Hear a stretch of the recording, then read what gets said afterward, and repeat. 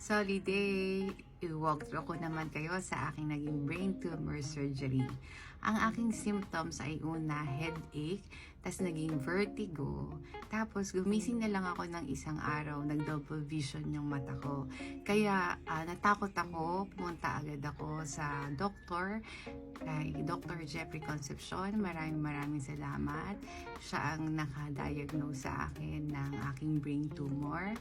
And ENT doctor siya dito sa Holy Family. Nag-run siya ng test sa akin, CT scan. Sa CT scan result, nakita meron akong 3 cm na brain tumor.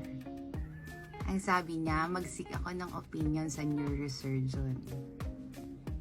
Sa PGH ako pumunta, sa FMAP. Doon, nakilala ko si Dr. Kenny Singh.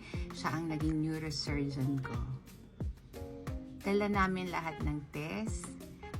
Walang ibang choice kundi craniotomy surgery. Binigyan kami ng option ni Dr. Singh ng hospital kung sa PGH mismo operahan or sa Jose Reyes.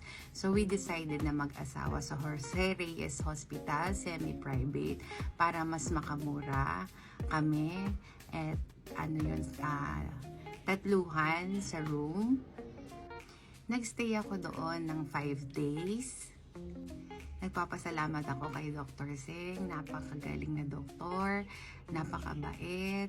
Ang bilis ko nakarecover sa aking occipital brain tumor.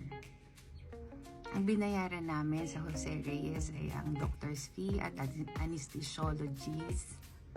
Ganon din ang hospital bill.